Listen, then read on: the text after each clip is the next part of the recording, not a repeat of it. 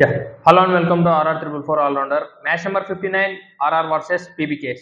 ఈ మ్యాచ్ వచ్చేసి మనకు మే 18న సవాయి మాన్సింగ్ స్టేడియంలో ఆఫ్టర్నూన్ 3:30కి ఆర్ఆర్ హోమ్ గ్రౌండ్లోనే జరగబోతుంది అనమాట.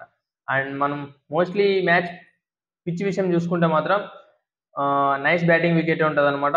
190-200 పార్ స్కోర్ అనేది ఉంది.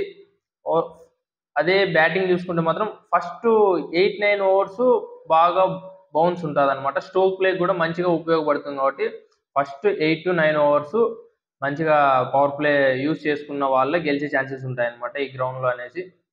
అండ్ మ్యాచ్ ప్రోగ్రెస్ అయ్యే కొద్దీ స్పిన్నర్స్ కూడా గేమ్ లేక్ అనేది వస్తారన్నమాట.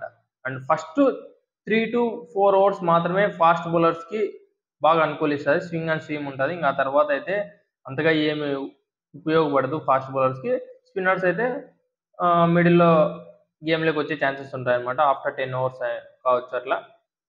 అండ్ స్ట్రోక్ ప్లేకి బాగా యూజ్ అవుతుంది అనమాట. మంచి బౌన్సీ పిచ్ అనమాట ఇది.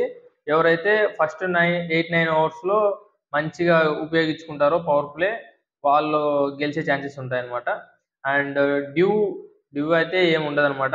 డ్యూ వచ్చేసరికి మ్యాచ్ అయిపోతుంది కాబట్టి డ్యూ అయితే ఏమి ఫ్యాక్టర్ ఏమి ఉండదు ఈ మ్యాచ్లో. అండ్ టాస్ విషయం చూసుకుంటే మాత్రం ఖచ్చితంగా ఎవరు టాస్ గెలిచినా కూడా సెకండ్ బ్యాటింగ్ తీసుకునే ఛాన్సెస్ ఉంటాయన్నమాట. కాకపోతే ఫస్ట్ బ్యాటింగ్ తీసుకొని ఒక 210 పార్ స్కోరే 200 ఉంది, 220, 210 అలా పెట్టి కొద్దిగా పవర్ ప్లే మంచిగా బౌలింగ్ చేశారంటే మాత్రం ఇంకా సెకండ్ బ్యాటింగ్ చేసే వాళ్ళకి చాలా ఇబ్బంది పడతారన్నమాట. అండ్ హెడ్ టు హెడ్ చూసుకుంటే ఇప్పుడు దాకా వీళ్ళిద్దరూ 29 మ్యాచెస్ ఆడారన్నమాట. 29 మ్యాచెస్లో కూడా ఆర్ఆర్ వాళ్ళు వచ్చేసి 17 మ్యాచెస్ గెలిచారు. పంజాబ్ కింగ్స్ వచ్చేసి కేవలం 12 మ్యాచ్లు మాత్రమే గెలిచారన్నమాట. అండ్ మనకు ఈ సీజన్లో లాస్ట్ మ్యాచ్ వీళ్ళిద్దరూ ఆడినప్పుడు కూడా ఆర్ఆర్ వాళ్ళే గెలిచారన్నమాట. 50 రన్స్ తేడాతో గెలిచారు. అది కూడా మనకు పవర్ ప్లేలోనే ఫస్ట్ థర్డ్ ఓవర్లో అనుకుంటా ప్రియాన్స్ ఆర్యాని మనకు శ్రేయస్ అయ్యర్ని కూడా ఒకే ఓవర్లోనే అవుట్ చేశాడు. అండ్ ఆర్ఆర్ ప్లేయింగ్ 11 చూసుకుంటే మాత్రం Jaiswal, Vaibhav Suryavanshi and Sanju Samson, Riyan Parag, Dhruv Jurel and Hetmyer ఉండే ఛాన్సెస్ ఉన్నాయి. హెట్మేర్ లేకపోతే ఒకవేళ కునాల్ రోతోడ్ అనేసి ఒక అండర్ 19 ప్లేయర్ ఉన్నా తను ఆడే ఛాన్సెస్ ఉంటాయన్నమాట. And Wanindu Hasaranga and Burger and Maheesh Theekshana లేకపోతే ఒకవేళ తుషార్ దేశపాండే ఉండే ఛాన్సెస్ ఉన్నాయి. లేకపోతే యుజ్వేంద్ర సింగ్ చాకర్ అనేసి ఒక ప్లేయర్ ఉన్నాడనమాట, మంచిగా బౌలింగ్ చేశాడు. తన ప్లేస్లో ఒకవేళ ఆడొచ్చు అనమాట. అండ్ ఆకాష్ మధ్వాల్ ఆడే ఛాన్సెస్ ఉన్నాయన్నమాట. అండ్ ఇంపాక్ట్ ప్లేయర్గా శుభం దుబే ఉండే ఛాన్సెస్ ఉంటాయన్నమాట. అండ్ పంజాబ్ కింగ్స్కి అయితే ప్రాబ్లమ్స్ చూసుకుంటే మాత్రం అంటే 1 వీక్ గ్యాప్ వచ్చింది కదా, ఈ 1 వీక్ గ్యాప్లో ఏమైనా జరగవచ్చు. కాకపోతే వాళ్ళకి జాష్ ఇంగ్లీష్, మార్కస్ స్టోయినిస్ అయితే మ్యాచ్లోకి టీంతో కలిసి వస్తామని చెప్పారు. కాకపోతే ఈ మ్యాచ్ ఆడరన్నమాట. నెక్స్ట్ మ్యాచ్ నుంచి టీంతో ఉంటారు. అది 27th వరకునా లేకపోతే టోర్నమెంట్ కంప్లీట్ అయ్యేదాకా ఉంటారు. అదైతే ఇంకా పంజాబ్ టీం వాళ్ళైతే ఏం అప్డేట్ ఇవ్వలేదు. పంజాబ్ ప్లేయింగ్ 11 చూసుకుంటే మాత్రం Prabhsimran Singh and Priyansh Arya, Shreyas Iyer, Nehal Wadhera, Shashank Singh, Owen, Xavier Bartlett and Marco Jansen, Omarzai, Yuzvendra Chahal and Arshdeep Singh ఉండే ఛాన్సెస్ ఉంటాయన్నమాట. అండ్ ఇంపాక్ట్ ప్లేయర్గా హర్ప్రీత్ బార్ కానీ వైశాఖ్ విజయ్ కుమార్ కానీ ఉండే ఛాన్సెస్ ఉంటాయి. అండ్ మనం ఫైనల్ విన్నింగ్ ప్రొటెక్షన్ చూసుకుంటే మాత్రం ఇరువైపులా కొన్ని ప్రాబ్లమ్స్ అవుతున్నాయి. వాళ్ళకి అతను జోఫ్రా ఆర్చర్ లేడనమాట. అండ్ సంజు శాంసన్ కూడా రిటర్న్ బ్యాక్ వచ్చేసాడు. అండ్ తను ఓపెనింగ్ వస్తాడా లేకపోతే వైభవ్ సూర్యవంశిని ఓపెనింగ్ ఆడిచ్చి తను 1 డౌన్లో ఆడతాడు అనేసి వాళ్ళకు కూడా కొన్ని ప్రాబ్లమ్స్ ఉన్నాయన్నమాట. ఇంజురీ నుంచి బ్యాకప్ వస్తున్నాడు కాబట్టి ఎలా ఆడతాడో తెలియదు అనమాట. అండ్ తను అక్కడ చూసుకుంటే రియాన్ పరాగ్ కూడా మంచిగానే పర్ఫామ్ చేస్తున్నాడు అనమాట. లాస్ట్ మ్యాచ్లో కూడా ఒక కేకేఆర్తో అనుకుంటా 90+ రన్స్ ఏమో స్కోర్ చేశాడు. మంచిగానే పర్ఫామ్ చేస్తే చూడాలి ఎలా ఆడతాడు అనేసి ఈ మ్యాచ్. అండ్ ఇటువైపు కూడా సేమ్ ప్రాబ్లమ్స్ ఉన్నాయి. శ్రేయస్ అయ్యర్ ఒక్కొక్కసారి మంచిగా పర్ఫామ్ చేస్తున్నాడు, ఒక్కొక్కసారి అంటే వీళ్ళు లాస్ట్ మ్యాచ్ ఢిల్లీతో అది పోస్ట్పోన్ అయినప్పుడు ఆ మ్యాచ్లో అయితే ఓపెనర్లు ఇద్దరు మంచిగానే పర్ఫామ్ చేశారు అన్నమాట. ప్రతిసారి అలానే మంచి పర్ఫార్మెన్స్ వస్తే మాత్రం ఖచ్చితంగా వీ నెవర్ నో మంచిగా గెలిచే ఛాన్సెసే ఉంటాయన్నమాట. అండ్ ఫైనల్ విన్నింగ్ ప్రిడిక్షన్ చూసుకుంటే మాత్రం ఆర్ఆర్ అయితే ఎలిమినేట్ అయిపోయింది. ఇంకా వాళ్ళకి పోయేదేం లేదు. గెలిస్తే గెలుస్తారు, ఓడిపోతే ఓడిపోతారు. కాకపోతే గెలిచే ఛాన్సెస్ కూడా ఉన్నాయన్నమాట వాళ్ళకి. వాళ్ళ హోమ్ గ్రౌండ్ కాబట్టి వాళ్ళ హోమ్ గ్రౌండ్‌లో వాళ్ళకి గెలిచే ఛాన్సెస్ ఎక్కువ ఉంటాయన్నమాట. బౌన్సీ పిచ్ ఉంటది కాబట్టి జైస్వాల్ అయ్యుండొచ్చు, సంజు శాంసన్ అయ్యుండొచ్చు. అలాంటి పిచ్‌ల మీద మంచిగా పెర్ఫార్మ్ చేస్తారు కాబట్టి వాళ్ళకి కూడా గెలిచే ఛాన్సెసే ఉన్నాయన్నమాట. కాకపోతే యువతలు ఇంకా కొద్దిగా స్ట్రాంగ్‌గా ఉన్నారు కాబట్టి వీళ్ళు కూడా అన్నే ఛాన్సెసే ఉన్నాయి.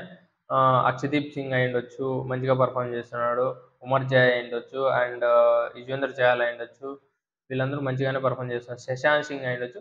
కొద్దిగా ఎక్కడో లోటుపాటు అనేది కనిపిస్తుంది. కాకపోయినా కూడా వీళ్ళకే గెలిచే ఛాన్సెస్ ఉన్నాయని నేనైతే అనుకుంటున్నా.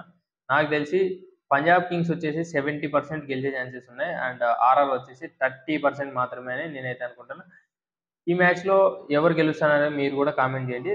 నేనైతే పంజాబ్ కింగ్స్ వచ్చేసి 70% గెలుస్తుందని అనుకుంటున్నా. ఆర్ఆర్ వచ్చేసి 30% మాత్రమే ఇస్తా.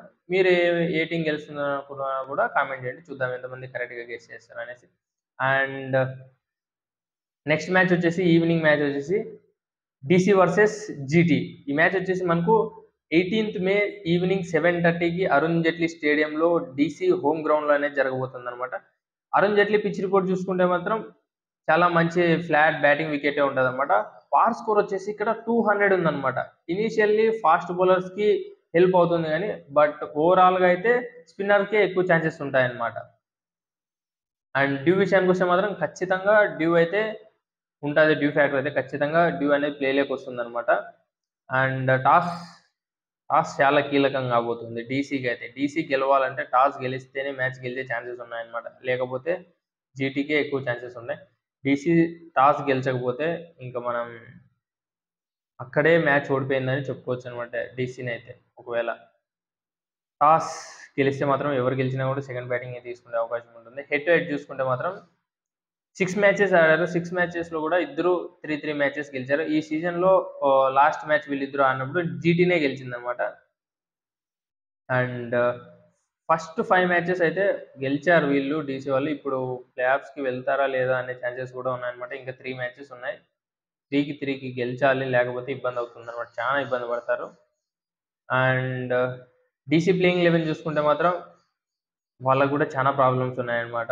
జాక్ ఫ్రేజర్ లేడు, అండ్ డూప్లెసిస్ లేడు, అండ్ స్టెప్స్ 25th తర్వాత వెళ్ళిపోతాడంట. అండ్ స్టార్క్ లేడు. చాలా చాలా చాలా చాలా ఇబ్బంది ఉందన్నమాట వీళ్ళకైతే. వీళ్ళ ప్లేయింగ్ 11 చూసుకుంటే మాత్రం KL Rahul and Abhishek Porel, Karun Nair and Sameer Rizvi, Tristan Stubbs, Vipraj Nigam and Kuldeep Yadav, Mustafizur Rahman and Chameera, T Natarajan ఉండే ఛాన్సెస్ ఉన్నాయన్నమాట. అండ్ ఇంపాక్ట్ ప్లేయర్‌గా అశుతోష్ శర్మ ఉండే ఛాన్సెస్ ఉన్నాయన్నమాట. అండ్ జీటీ చూసుకున్నా కూడా సేమ్ ప్రాబ్లమ్స్ ఉన్నాయి. ముగ్గురు ఉన్నారన్నమాట. వాళ్ళ ముగ్గురిని గనక ఫస్ట్‌లోనే అవుట్ చేశారంటే ఇంకా మ్యాచ్ వన్ సైడ్ అయిపోయింది అనే అనుకోవచ్చనమాట. చాలా వరకు వాళ్ళు మొత్తం ఆరెంజ్ క్యాప్‌లో ముగ్గురు ఉన్నారన్నమాట. ముగ్గురు ప్లేయర్‌లు టాప్ 3 ప్లేయర్‌లు ముగ్గురు కూడా టాప్ 5లో ఉన్నారు ఆరెంజ్ క్యాప్‌లో. గిల్ అయ్యుండొచ్చు, సాయి సుదర్శన్ అయ్యుండొచ్చు, జాస్ బట్లర్ అయ్యుండొచ్చు. ముగ్గురు వేరే ప్లేయర్‌లతో వేరే టీమ్ ప్లేయర్‌లతో పోటీ పడడం లేదు. వాళ్ళలో వాళ్ళే పోటీ పడుతున్నారు కాబట్టి చాలా మంచిగా పెర్ఫార్మ్ చేస్తున్నారు. You never know. ఫస్ట్ 3 ఓవర్స్‌లో ఎక్కడైనా టాప్ 2 పోయినారంటే చాలా ఇబ్బంది పడతారన్నమాట.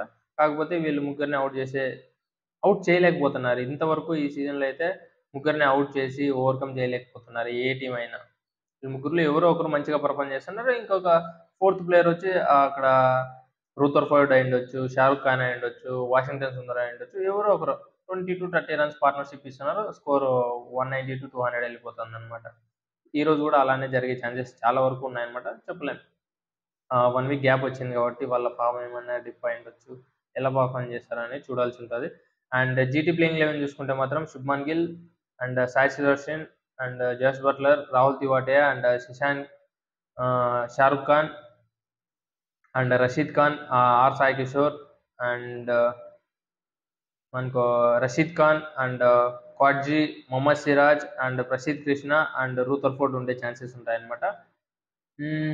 వీళ్ళకి కూడా ఫైనల్ విన్నింగ్ చూసుకుంటే మాత్రం జీటీ ఆల్రెడీ టాప్ 2లో ఉంది. అండ్ డీసీ కూడా ఛాన్సెస్ ఉన్నాయన్నమాట ప్లే ఆఫ్స్‌కి వెళ్ళేకి. ఇంకా 3 మ్యాచెస్ ఉన్నాయి. 3కి గెలవాల్సి ఉంటది. అండ్ నాకు తెలిసి ఈ మ్యాచ్ అయితే డీసీ గెలవాలంటే టాస్ గెలిచి చేజింగ్ తీసుకొని మ్యాచ్ గెలిస్తేనే చాలా వరకు ఛాన్సెస్ ఉన్నాయన్నమాట. ఒకవేళ టాస్ ఓడిపోయిందంటే మాత్రం మ్యాచ్ అక్కడే ఓడిపోయిందని చెప్పేసుకోవచ్చు. నాకు తెలిసి ఈ మ్యాచ్ అయితే జీటీ గెలిచే ఛాన్సెస్ ఉన్నాయన్నమాట. 55% జీటీకి ఇస్తున్నా. 45% మాత్రమే ఢిల్లీకి ఇస్తున్నా. ఆ 5% కూడా టాస్ అన్నమాట. టాస్ ఎవరు గెలిస్తే వాళ్ళే మ్యాచ్ గెలిచే ఛాన్సెస్ ఉన్నాయన్నమాట. వి నెవర్ నో, టాస్ గెలిచి చేంజ్ తీసుకుంటే డీసీ కూడా గెలిచొచ్చు. అండ్ ఈ మ్యాచ్ గురించి మీరేమనుకుంటున్నారో కూడా కామెంట్ చేయండి. నేనైతే టాస్ ఎవరు గెలిస్తే వాళ్ళే మ్యాచ్ గెలుస్తారనుకుంటున్నా. లేదు ఏదో ఒకటి తీసుకో, నువ్వు ఏదో ఒకటి సెలెక్ట్ చేసుకో అంటే మాత్రం నేనైతే జీటీనే అని అయితే అనుకుంటున్నా. అండ్ మీరు ఏ టీమ్ గెలుస్తుందని అనుకుంటున్నారో కూడా కామెంట్ చేయండి. చూద్దాం ఎంతమంది కరెక్ట్‌గా గెస్ చేస్తారని. అండ్ ఇప్పటిదాకా ఈ వీడియో చూసుంటే మాత్రం మీకు నచ్చిందని అనుకుంటున్నాను. లైక్ చేసి సబ్స్క్రైబ్ చేసుకోండి. బెల్ ఐకాన్ ఆన్ చేసి పెట్టుకోండి. నేను వీడియో చేయగానే మీకు నోటిఫికేషన్ అనేది వస్తుంది. అండ్ మీ ఫ్రెండ్స్‌లో ఎవరైనా క్రికెట్ లవర్స్ ఉన్నా కూడా ఈ వీడియోని షేర్ చేసి నన్ను ఎంకరేజ్ చేయండి. Thank you guys.